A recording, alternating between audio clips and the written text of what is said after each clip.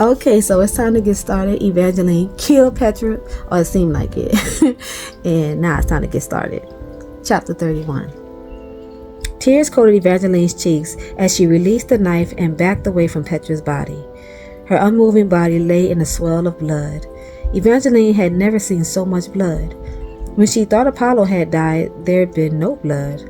He just stopped moving. But Petra's blood was there, red and thick and damning. Even with the knife still in her chest, the blood had soaked through her white chainmail dress and oozed onto the floor. Evangeline started to shake, or maybe she'd already been shaking. She had killed her. She'd chosen life, her life, over Petra's. It was just what Jax had said would happen. She killed someone for the stones. She'd sworn she'd never kill anyone, but then, the moment Evangeline had been given the choice, she hadn't failed to act. Yes, Petra had attacked her, but she wasn't thrusting a blade when Evangeline had stabbed her. Evangeline brought her hands to her face, stopping when she saw there was blood on them as well. She wiped them on her skirt, but that almost made it worse, as if she were trying to wipe away not just the blood, but what she had done. "Little fox!" Jack's urgent voice was accompanied by the sound of running. Evangeline shook harder. She didn't want him to find her right now, especially not like this. She was shaking and covered in blood, and she felt too weak to face him. Yet, she'd never been so relieved to see him. Jax! His name came out like a sob. She knew he wasn't a savior, but she didn't want a savior just then. She didn't want someone to hold her while she cried and tell her it would be all right. She wanted fury. She wanted rage. She wanted a villain to tell her she'd done exactly what she needed to do. What happened? Jack slowed his steps as he approached, eyes furiously going back and forth between the blood and Petra and Evangeline. "I killed her," Evangeline cried. Saying the words made it even realer, and the guilt was suddenly too much. Her chest was tight. She couldn't breathe. She could barely even stand. Then Jax was crushing her to his chest. He held her like a secret, pulling her close to his pounding heart. She remembered her vow not to let him touch her, but if she pulled away, she felt as if she might break into 1,000 tears. Evangeline let herself lean against him as one of his hands slid into her hair, gently pressing her head to his shoulders. The other hand was at her waist, fisting the ribbon tied around it, as if he also knew that, were he to let her go, she would shatter. She tried to hold back the tears, but she sobbed until his shirt went damp. "I'm a murderer." "There's a knife in her hand," Jack said. "She would have clearly killed you if you hadn't stopped her. You didn't do anything wrong. But it doesn't feel right. It never does." Jack carefully released the ribbon at her waist and slowly rubbed the hand up and down the length of her spine. Evangeline took a shuddering breath.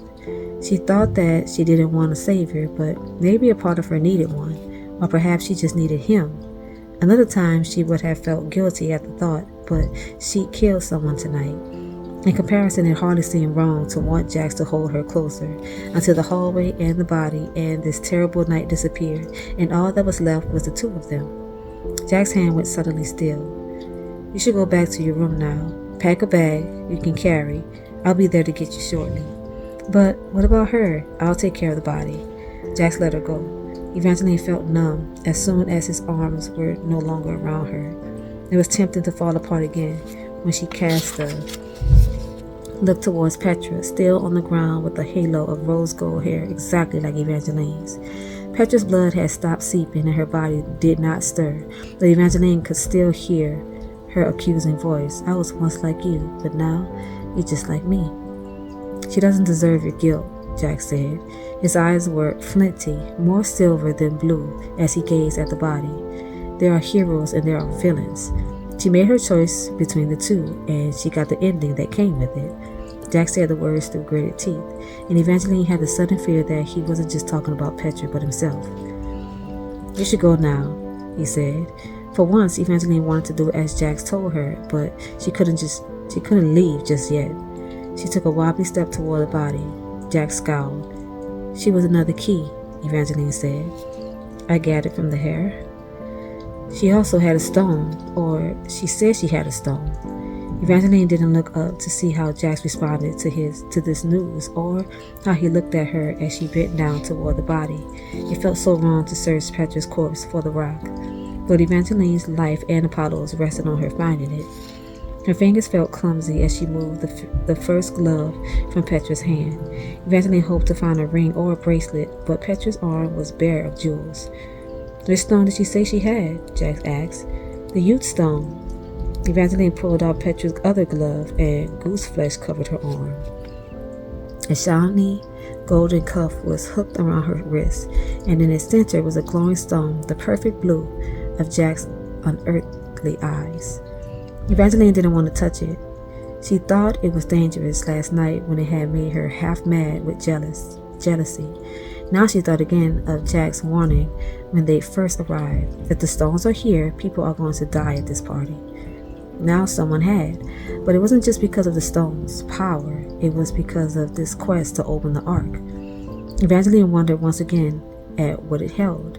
What could be so valuable or so dangerous that it would need to be locked with life-altering prophecies and magic stones that would require killing to retrieve? "Evangeline." Jack's voice was soft but urgent. "You can't linger here. You need to go pack. I'll take care of the stone." Next scene. There was so much blood on Evangeline's eyelid dress.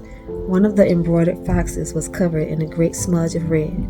She needed to take it off. She needed to change and pack. She killed someone, and because of Kristoff's article, Apollo and Tiberius could be on their way to kill her right now. But Evangeline was feeling overwhelmed. What should she do first? Take off her bloody clothes, wash the blood streak on her face and the red staining her hands, or should she pack? And what did one pack when one was fleeing for her life? She bought so many party gowns to Lala's, but she wouldn't use them now. She needed a cloak and boots, and through the wardrobe mirror she saw her door edge open. Evangeline went very still, or she tried to, but her limbs were trembling again as she watched a leather boot step in, one that did not belong to Jax. "Eva, are you in here?" Luck's head poked through the door. "Next." "I was worried about." He stilled as soon as he saw her, eyes going wide and fangs coming out at the sight of the blood on her dress and face. Her chest erupted with panic. "Luck, you should go."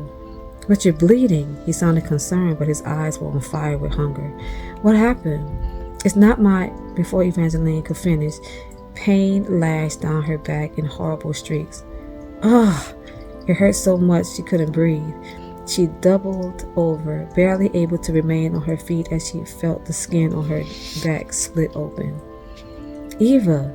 In a flash, Luck had an arm wrapped around her waist to keep her from falling to the floor, but it didn't stop the pain. It burned, it ached, it bled.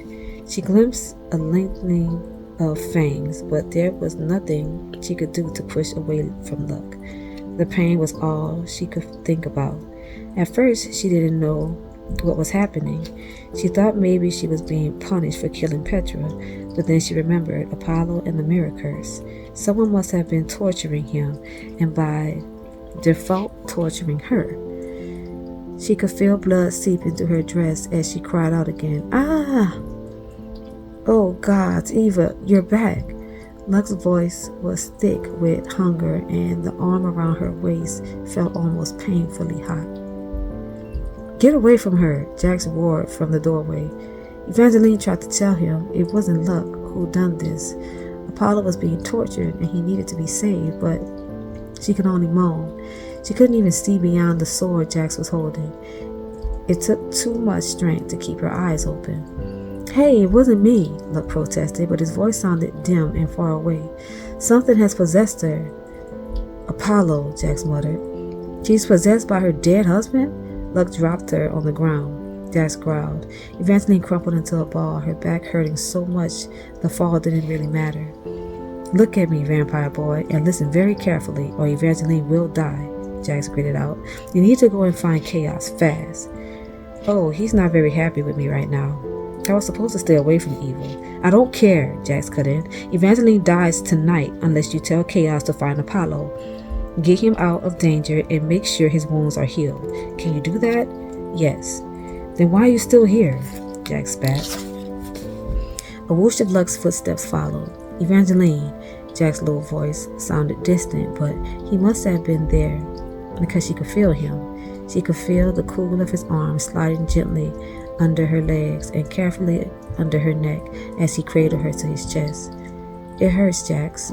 I know, love. I'm going to take you somewhere safe. Oh, he said, I know, love. He called her love. What? He called her love. See, this is sick. I'm sick. This is toxic. He just got caught talking about how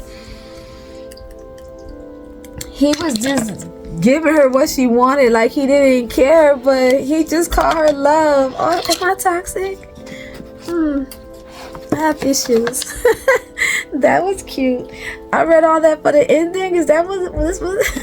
That's what this was? Anyways, so that was cute. Until next time, good night.